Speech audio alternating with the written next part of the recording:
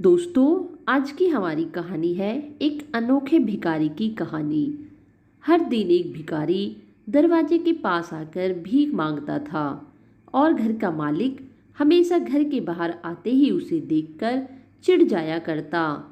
कई बार उसके लिए गालियां भी बकता। वो कहता, तू जिंदा ही क्यों है? पूरी जिंदगी ऐसे ही भीख मांगेगा क्या? धरती का बोझ क्यों बना बैठा है?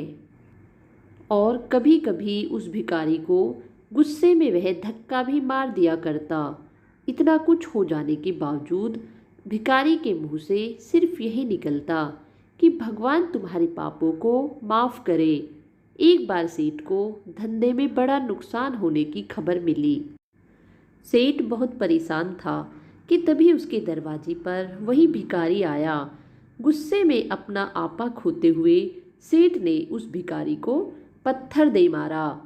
पत्थर लगने के कारण भिखारी का सर फूट गया और उसके सर से बहुत ज़्यादा खून बहने लगा। फिर भी दर्द से कराहते हुए भिखारी ने इतना ही कहा, भगवान तुम्हारे पापों को माफ़ करे। भिखारी वहाँ से चला गया।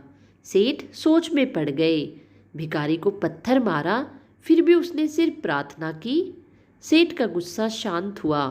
भिखारी का रहस्य जानने के लिए सेठ ने भिखारी का पीछा करना शुरू कर दिया। भिखारी जहाँ जहाँ जाता सेठ उसके पीछे पीछे जाता। सेठ ने देखा कि कोई उसको खाना देता, कोई उसको मारता, कोई अपमानित करता तो कोई गाली देता। लोग भिखारी के साथ चाहे जैसा व्यवहार करते, लेकिन भिखारी सबके लिए एक ही प्रार्थना करता, भगवान तुम्हारे पाप माफ़ करे। अब रात होने को आई थी। भिखारी अपने घर जाने के लिए लौटा। वो अपने घर पहुंच गया, लेकिन सेठ अब भी उसका पीछा ही कर रहा था। एक पुरानी टूटी हुई खटिया पर एक बूढ़ी औरत लेटी हुई थी। काफ़ी कमज़ोर और बीमार लग रही थी। वह भिखारी की पत्नी थी। अपने पति को वापस आता देख वह खाट से उठ खड़ी हुई। पत्नी ने अपने पति के भीख वाले कटोरे में देखा, उसमें सिर्फ आधी बासी रोटी थी। उसे देखकर वह बोली, आज बस इतना ही मिला? और हाँ, आपके सर से खून निकल रहा है, ये चोट कैसे लगी? बूढ़ा भिखारी बोला, आज बस इतना ही मिला, किसी ने कुछ दिया ही नहीं। सबने गालियाँ दी और एक नए पत्थर भी फेंका, इसलिए मेरा सर फट गया। एक गहरी ठंडी सांस लेकर बूढ़ा भिखारी फिर से बोला, यह मेरे ही पापों का फल है। तुम्हें याद है कुछ साल पहले हम कितने अमीर थे? क्या कुछ नहीं था हमारे पास? हमारे पास हर चीज़ ज़रूरत से ज़्यादा थी, लेकिन हमने कभी दान नहीं किया। और उससे भी बुरा हमने उस अंधे भिखारी के साथ किया जो हमारे द्वार पर भीख मांगने आया करता था। बूढ़ी औरत की आंखों में आंसू आ गए। वह बोली, हाँ, हमने उस बेचारे के साथ बहुत बुरा किया था।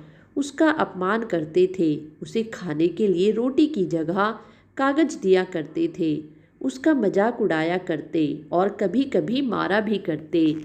मैंने कभी उसको रास्ता नहीं दिखाया। एक बार मैंने उसके मुंह पर मिट्टी भी फेंकी थी और वह हमेशा दुखी होकर यही कहता कि भगवान तुम्हारे किए की सज़ा देगा, भगवान तुम्हारे पापों की सज़ा जरूर देगा।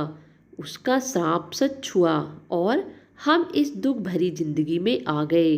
भिखारी बोला, हाँ, उसका श्राप सच हुआ, इसलिए मैं किसी को बद्दुआ नहीं देता, चाहे कोई मेरे साथ कैसा भी बर्ताव करे। मैं हमेशा उसके लिए प्रार्थना करता हूँ, क्योंकि मैं नहीं चाहता कि कोई भी हमारे जैसे ज़िंदगी का अनुभव करे, किसी को भी हमारे जैसे दुखों का सामना करना पड़े। वो नहीं जानते कि वह कितना बड़ा पाप कर रहे हैं, इसलिए अनजाने में हुए पाप की ऐसी सज़ा किसी को भी ना मिले, मैं नहीं चाहता। सेठ वहीं पर छुपकर यह सारी बातें सुन रहा था। अब उसे सब कुछ समझ में आ गया था। भिखारी और उसकी पत्नी ने वह आधी रोटी मिल बांट कर खाई और भगवान को धन्यवाद बोलकर सो गए। अगले दिन बड़ा भिखारी फिर से भीख मांगने गया। सेठ के घर के पास जाते हैं, सेठ ने पहले से गरम रोटी उसके लिए निकाल कर रखी थी। उसे देते हुए सेठ विनम्रता से बोला, माफ़ कर दीजिए बाबा, उसे बहुत बड़ी गलती हो गई। बूढ़ा भिखारी बोला, भगवान तेरा भला करे। इतना कहकर वह आगे निकल गया। इस कहानी से जो सीख लेने लायक है वह बड़ी ही सिंपल है कि आदमी चाहे किसी के बारे में बुरा कहे या भला करे, लेकिन भगवान सिर्फ कर्म के हिसाब से उसको फल देता है। क्या हुआ अगर भगवान नहीं दिखता? लेकिन यह बात बिल्कुल सच है, उसके खाते में सबका हिसाब बहुत पक्का होता है। इसलिए जब किसी के लिए कुछ भी करो तो अच्छा ही करो। दोस्तों, हमें यह बात याद रखनी चाहिए कि कभी भी दान देने से किसी का धन नहीं घटता, बल्कि भगवान उसे उससे दुगना देते हैं। इसलिए कभी भी आपको कोई ज़रूरतमंद दिखे तो उसकी सहायता अवश्य करें। ऐसा करते हुए आप मानव रूप में साक्षात भगवान होंगे। आप सभी का बहुत बहुत धन्यवाद।